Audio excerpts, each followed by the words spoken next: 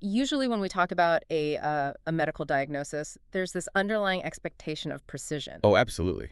Like engineering. Right. It feels exactly like engineering. You break your arm, the X-ray shows that jagged white line on the screen, and the doctor just points at it and says, there it is.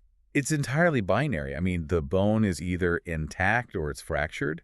The problem is isolated, it's clear, and it's totally visible. Yeah, but then you step out of the doctor's office and into the world of like ambition Mm, or personal development or just figuring out what to do with your life, and suddenly that X-ray machine is just completely broken.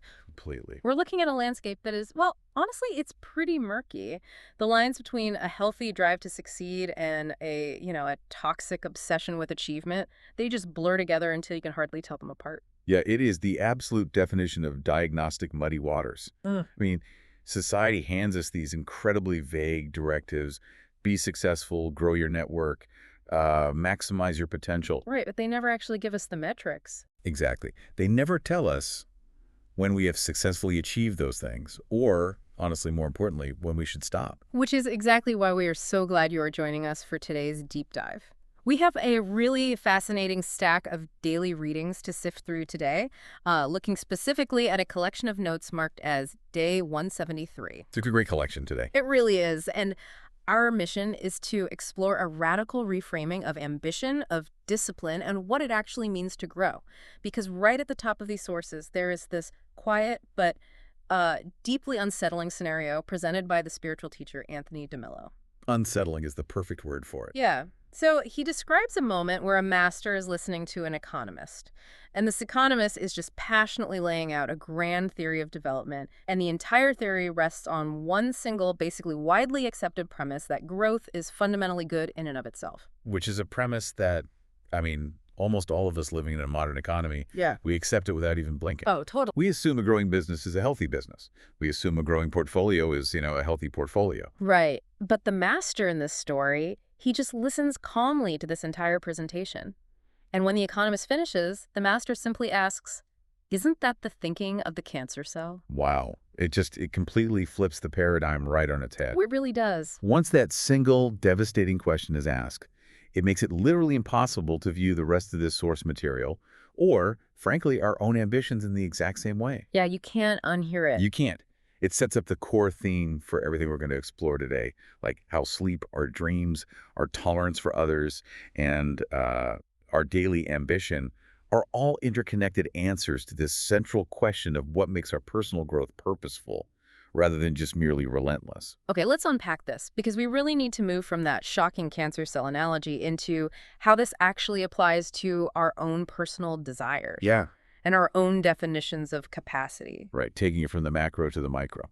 Exactly, because when you step back and think about it mechanically, a cancer cell doesn't actually fail to grow. It's incredibly terrifyingly successful at growing. What's fascinating here is how a cancer cell's lack of limits is precisely its pathology. Yeah. It's not its vitality. Ah, right. It doesn't fail at growth. It fails at literally everything else. Yeah. I mean, it fails at knowing when to stop. It fails at serving the complex ecosystem of the body it lives in. It just takes and takes. Exactly. It utterly fails at distinguishing its own rapid expansion from the health of the whole organism. Mm-hmm. And, that unchecked expansion eventually destroys the very host that allows it to exist in the first place. That is the specific existential danger DeMello is naming here. And it is not a danger that's just confined to macroeconomic theory, which is what the economist in the story was talking about. No, not at all. This is a danger available to any life that is organized entirely around the concept of more, like more output, more achievement, more capacity, more money. Hearing that analogy actually made me completely rethink another piece of our source material today. Oh, the quote from The Magic of Thinking Big. Yes, there's a quote included from that book, which is very well known. Yeah, it's been a staple in the traditional personal development and business leadership space for decades. Right. So the quote the sources pull goes like this: "Be progressive, not regressive. Concentrate on how you can do more. There is no limit to self-improvement." Which sounds great, right? Yeah. I mean, read casually on a Monday morning before you hear the master's question. That just sounds like great uplifting motivation, like a rally cry. Definitely. But after you hear the cancer cell analogy, suddenly there is no limit to self-improvement sounds a little bit like, well, unbounded It pathology. really does. It demands that we stop our frantic pacing and ask a much harder set of questions like capacity for what? And answering to whom? Yeah, the sources point to two specific aphorisms that sharpen this distinction beautifully, I think. They move us away from that unguided pathology. The first one is a phrase you might have actually heard before. You can have anything you want, but you can't have everything. Which, on the surface, sounds a bit like a scarcity mindset, right? It does, yeah. Like a frustrating limit being imposed on you from the outside by a world that just won't give you what you want. It sounds totally restrictive initially, but then the companion line in the reading reveals the deeper philosophical claim, which is, it's a curse to get everything you want. Oh, wow, a curse. Right. This isn't a reluctant resignation to the fact that the world is stingy. It is a profound recognition that limits are actually what make a life, rather than just a chaotic sprawl. A chaotic sprawl, yeah. Because if you actually got everything you wanted, I mean, every career path, every romantic partner, every hobby, every shiny object, your identity would dilute into absolutely nothing. You would be everything, and therefore you would be no one in particular. A chaotic sprawl. I love that phrasing. It makes me think of an analogy to help, visualize this concept of healthy limits. Let's hear it. Think about a river. A river without banks isn't a powerful force. It's just a destructive flood, or eventually a shallow, stagnant swamp. That's a great image. The limits, right? The rigid, rocky banks of the river. Those are what actually create the direction. They force the water into a concentrated space. They create the current. They create the power. The banks give the water a purpose. Without them, the water just dissipates. And I think that leads perfectly into one of the most generous ideas in today's reading. It's a quote from the actress and author Josie Bissett. Oh, right, the one about dreams. Yeah. She says, "Dreams come a size too big so we can grow into them." Which feels entirely different from the unbounded cancerous growth we were just talking about. Completely different, because it is growth given a specific bounded shape. An oversized dream is still a specific dream. It has borders. Right, it's not just more. Exactly. You can't reach it by accident or just by drifting aimlessly in all directions. Yeah. It requires the exact kind of focused discipline that unlimited, undirected, growth is good in itself, never has to bother developing. The size of the dream is generous.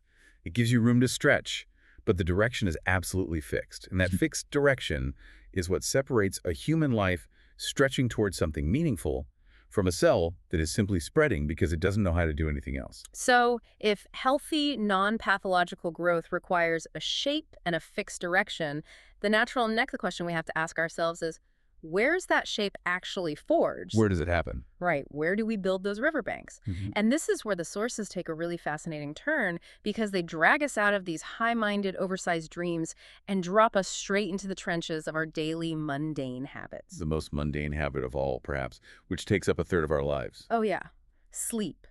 The source material brings in an entry from the Daily Dad newsletter about sleep. And it uses this incredible framing from the 19th century philosopher Arthur Schopenhauer. I love this quote. He describes sleep as the interest we have to pay on the capital, which is called innate death. It's a striking, slightly morbid metaphor, but it's highly effective.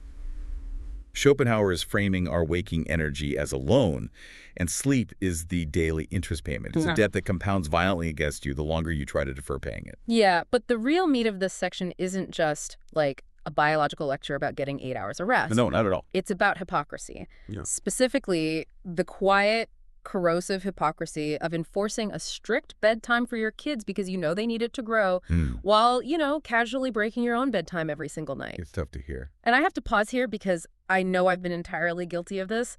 I will firmly tell my kids to go to sleep because rest is vital for your brain, and then I will stay up until 12:30 a.m. doom scrolling on my phone or watching just one more episode of a show I don't even really like. We all do it. Yeah. And the really critical point the reading makes here is that the people watching you, your kids, your partner, your colleagues, they silently sense that lack of discipline, whether it is ever named aloud or not. They see the gaping canyon between what you demand of them and what you demand of yourself.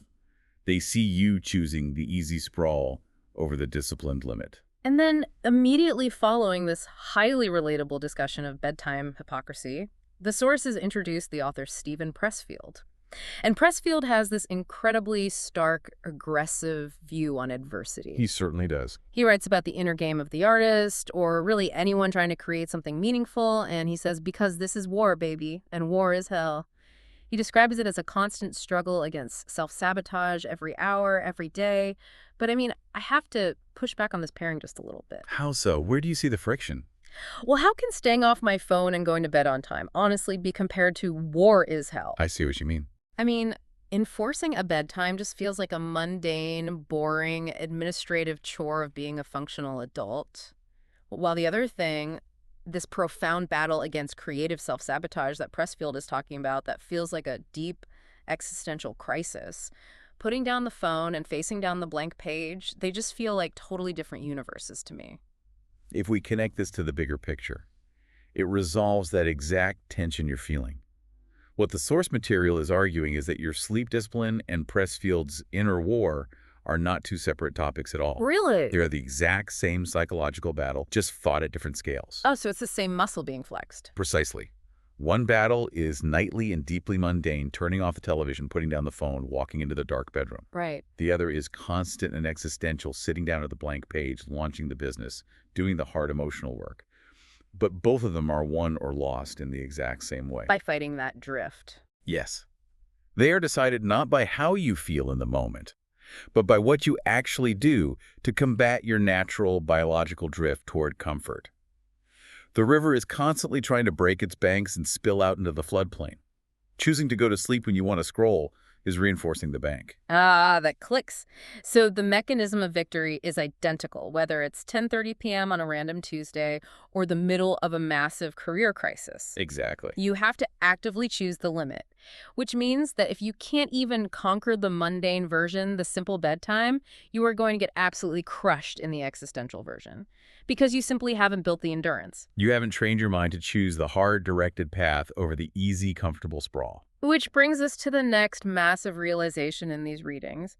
Once you recognize that this discipline is a daily, unglamorous war, you have to properly identify the enemy you're actually fighting. Because it's not what you think it is. Right. The sources make it clear that the ultimate enemy is not failure. It's something far quieter and far more insidious. The ancient Greek fabulist Aesop provides what I think is the sharpest warning of the entire collection here. Yes, the fable writer. He steps totally out of his usual animal stories for this one. She does. He says, don't let your special character and values, the secret that you know and no one else does, the truth, don't let that get swallowed up by the great chewing complacency. The great chewing complacency, it is such a visceral, horrifying image. It really paints a picture. It sounds like a monster just slowly gnawing away at the edges of your life. Well, because complacency in this philosophical context is defined very specifically. It's not just sitting on the couch being lazy. Complacency is what happens when the target you were aiming for quietly disappears and you don't even notice for years. Oh, wow. So failure, as painful and public as it can be, at least implies that you were still trying to hit a target. You aimed the arrow, you pulled the string, you missed the bullseye. But complacency is the human equivalent of that undirected growth we talked about at the very beginning.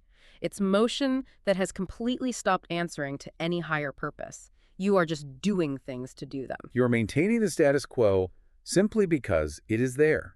And this is exactly why the readings put such a heavy emphasis on who we choose to spend our time with. The imperative here is that we must actively choose to surround ourselves with strivers rather than the proud and the accomplished. Here's where it gets really interesting. Think about your own social circle right now, or the career advice you've been given. Society constantly tells us to network upward, right? All the time. To surround yourself with the winners, the highly accomplished people who have already made it. But this source material is suggesting that their very success might actually be a dangerous trap. Because the proud and the accomplished have, in a very real sense, stopped moving.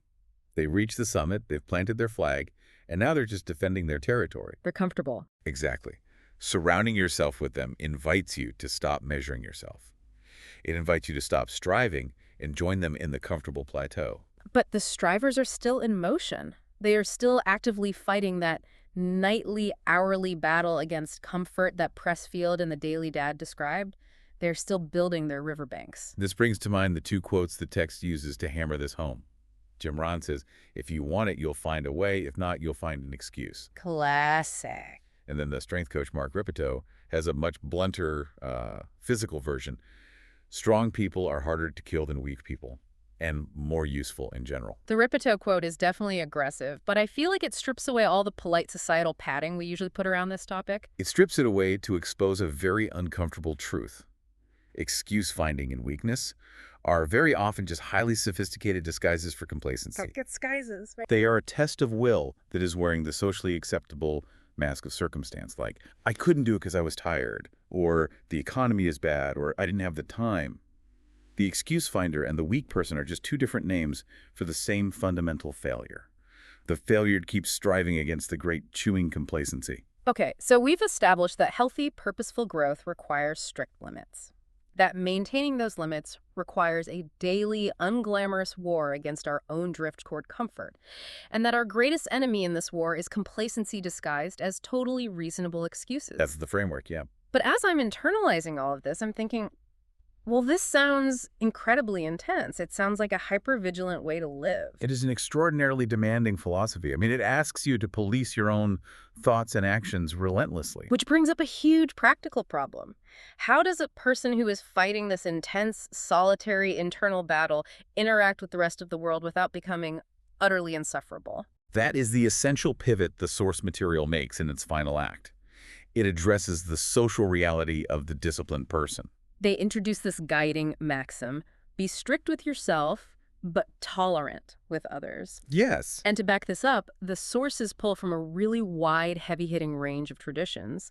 They cite Tolstoy's Calendar of Wisdom, they bring in the Enlightenment philosopher Immanuel Kant, they reference a beautiful piece of Islamic wisdom, and they tie it all together with the golden rule from the biblical book of Matthew. It is a deliberate, massive widening of the lens. After spending all this time narrowing our focus inward onto our own discipline, the text suddenly forces us to look outward at humanity. So what does this all mean in practice? Because I have to push back again. If you are living this hyper-disciplined life, right? If you are reading Stephen Pressfield and fighting a daily war against your own excuses, isn't it a totally natural human reflex to look around at other people who are making excuses and judge them? It's the most natural reflex in the world. Right, like if you are going to bed at 9 p.m. and waking up at 5 a.m. to fight the dragon, aren't you naturally going to look at the guy sleeping in until 10 a.m. complaining about his life and think, what a slacker? This raises an important question, and it gets to the absolute core of why they brought in Immanuel Kant and these broad religious philosophies. Kant writes, there can be different faiths, but there can be only one religion. Okay, break that down for me. So, in the context of this discussion about discipline, think of faiths as the specific, strict routines and rules we impose on ourselves.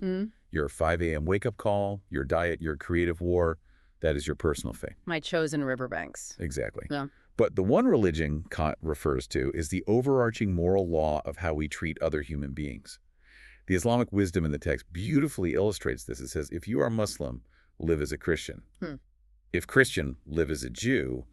The underlying message is profound respect for the different paths people are walking. Ah, I see. So the intense discipline we've been discussing must never become a judgment of someone else's path, because if it does, it becomes a weapon. If you use your personal discipline to look down on others, you have fallen to the trap of the ego. The strictness is meant to be entirely inward. When that exact same energy is directed outward toward the world, it cannot manifest as judgment. It must translate into patience, tolerance, and generosity. Like the golden rule. Exactly. As Matthew 7.2 of the Golden Rule states, in everything, do to others what you would have them do to you. Wow. So the person who is ruthlessly disciplining his own complacency, the person fighting the hourly battles against self-sabotage, is the exact person who'd have the deepest empathy for how hard it is to be a human being. That'd be the paradox, yeah. You know how hard the struggle is, so you afford grace to everyone else fighting a battle you know nothing about. Because if you build your discipline only to build an altar to yourself, you've actually failed the test. You've just found a new, socially acceptable way to let your ego sprawl like that cancer cell we discussed at the beginning. You're growing your pride without bounds. That reframing perfectly brings us to the end of today's source material, which closes the loop on everything we've explored. The very final instruction in the collection is one of the plainest sentences in the whole document. It says, no matter how you feel, get up, dress up, show up, and never give up. On its own, Completely isolated. It sounds like a motivational bumper sticker. Yeah, it sounds like classic blind hustle culture. Just grind, push through the pain, do more, sleep less. Right. But think about how differently that line reads now, after we've gone through this entire philosophical journey. After hearing the master's question about the cancer cell, after understanding the banks of the river, after confronting the quiet hypocrisy of our bedtimes, and the chewing monster of complacency. It fundamentally transforms the meaning of the quote from a blind command to a profound summary of a purposeful life. It is no longer just a slogan about applying effort for the sake of effort. It has become the very definition of bounded, directed, disciplined growth on a random, ordinary Tuesday. Yes. Like, no matter how you feel means you're fighting the inner war. You aren't waiting for a lightning bolt of inspiration. Get up, dress up, show up. Means you are executing the mundane, unglamorous discipline. And never give up means you are actively refusing to let the great chewing complacency swallow your special character. It lays bare the two distinct paths of growth that are available to every single one of us. On one side, you have growth that is filtered through daily discipline, which leads inward to a directed shaped purpose, and outward to deep tolerance and patience for others. And on the other side, On the other side, you have unfiltered sprawl. Growth for the sake of growth, unbothered by limits, which ultimately leads to complacency, a total loss of direction, and the destructive pathology of the cancer cell. it's a stark choice. And it leaves me with a final thought that I want to offer up to you as you go about the rest of your day and look at your own habits.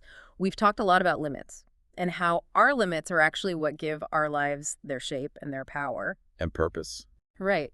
And we've talked about how striving against the current of comfort is what keeps us vital and alive. So, building on all of that, maybe the ultimate goal of life isn't to finally arrive at some mythical finish line. The goal is not to finally retire from the struggle and float in the swamp. Exactly. Maybe the highest possible achievement isn't in an empty calendar, zero obligations, and a complete absence of friction. Maybe the highest achievement a human being can unlock is getting to actively choose which beautiful, impossible limits you want to spend the rest of your life fighting within. Choosing the parameters of your own purposeful struggle. So the question to chew on today as you look at your routines, your goals, and your ambitions is this. What riverbanks are you building for yourself today? A phenomenal grounding question to leave on. Thanks for diving deep with us. We'll catch you next time.